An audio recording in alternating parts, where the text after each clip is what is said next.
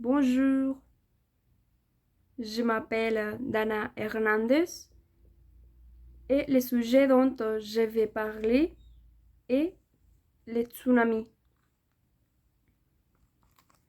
La problématique que j'ai trouvée en lisant les documents est la suivante. Les catastrophes naturelles pourraient-elles être évitées? Pour vous mettre en contexte, j'ai lu trois auteurs. Alors, le premier auteur a donné une explication scientifique de comment les tsunamis sont arrivés à une île de Sumatra dans l'année 2004. Et bon, à cause de le tsunami a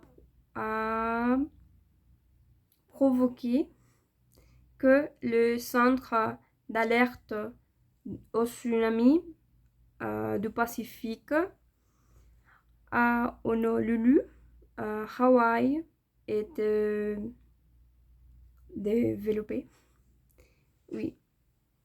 Le 12e auteur parle de cyclone de l'année 2005 aux États-Unis aussi.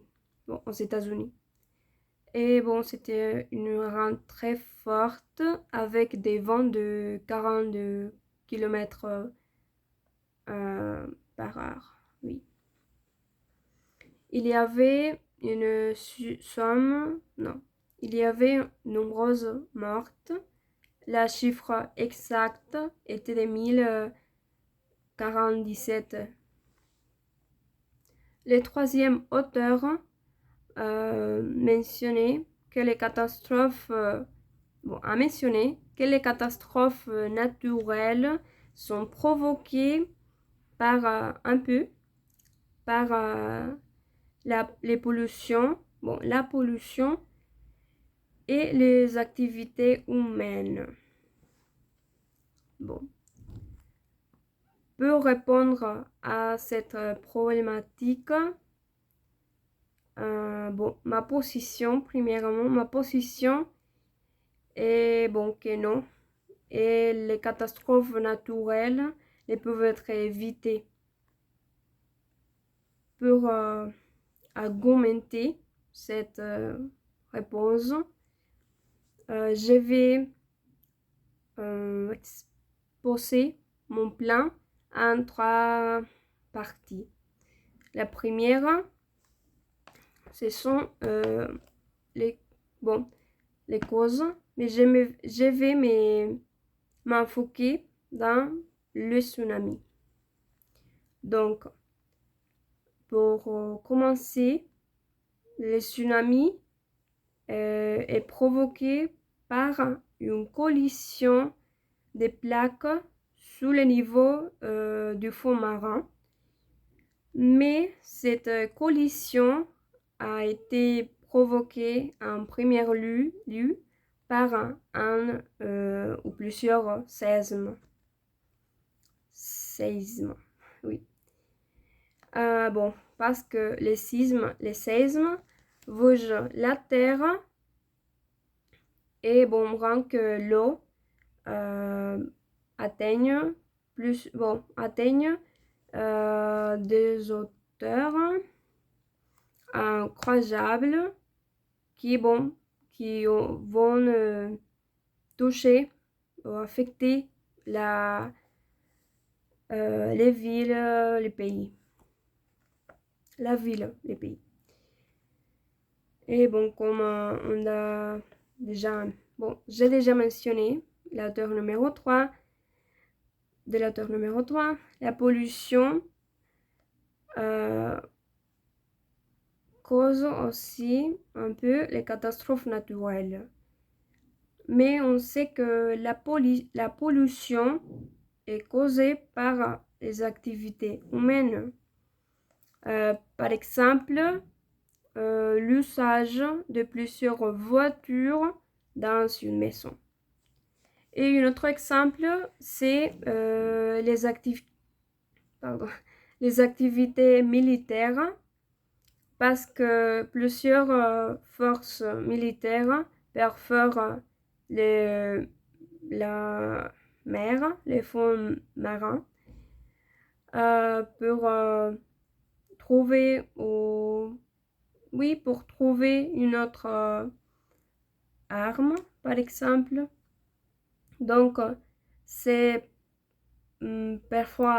perforation cause des tremblements qui, à la fin, c'est comme un séisme qui va causer les tsunamis. Et cette catastrophe naturelle a des conséquences très mauvaises. On va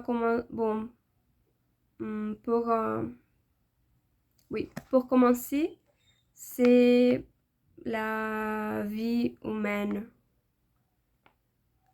Quand il y a un tsunami, il y a des personnes qui meurent, des personnes qui sont blessées et même pire, ce sont des personnes qui disparaissent. Donc, c'est très dangereux d'être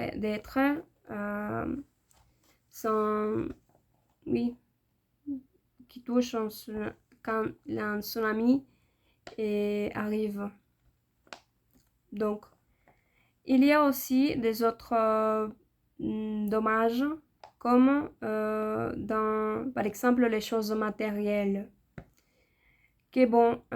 Ici, je voudrais dire que, par exemple, les voitures, quand il pleut beaucoup, quand il y a un tsunami, la voiture va se remplir d'eau et c'est une situation très mauvaise parce que la voiture ne va marcher pas avec tout l'eau que va entrer. Mais dans une autre situation, la voiture va disparaître aussi. L'eau va la rendre aux mers où la courant d'eau va. Et ce sont évidemment la maison. Il y a des maisons qui avec la pression très forte de l'eau va se dérober. Et aussi, toutes les choses qu'il y a dans la maison. Donc, je voudrais ici ajouter que les choses matérielles ne sont très importantes. N'importe plus qu'une vie humaine. Oui. Pour conclure, je ne crois pas que les catastrophes naturelles puissent être évitées. Cependant, je considère que nous pouvons nous préparer pour réduire les dégâts, que ce soit la vie humaine. Je vais donner quelques conseils pour si les personnes habitent dans une zone côtière. Premièrement, j'avais mentionné un centre d'alerte. Donc, si on écoute une alerte, nous devons diffuser l'information pour que toutes les personnes soient informées et aussi pour avoir du temps pour nous bien préparer. Ici, par exemple, avoir une trousse des premières secours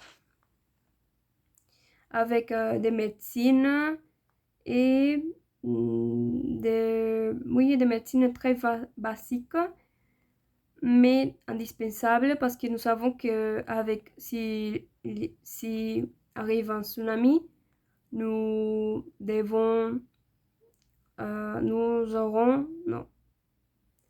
pourrions être blessés ou bon, dans la pire situation, blessés à mort.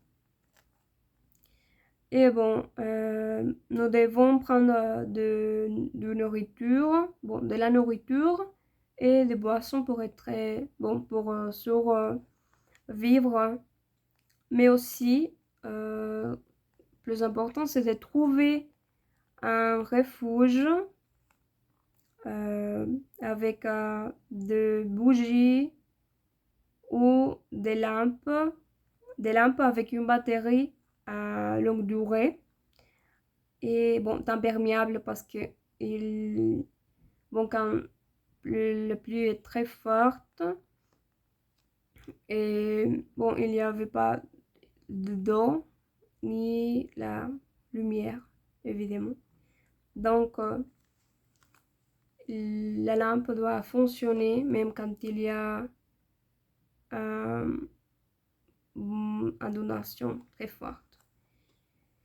Et bon, si on a un refuge, nous devons rester là et espérer aux sécuristes. Mais nous devons prendre soin de nous-mêmes et les autres. Parce que les mesures de rescue, les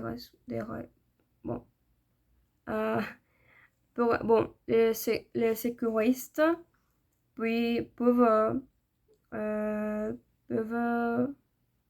ne peuvent venir immédiatement, mais ils peuvent,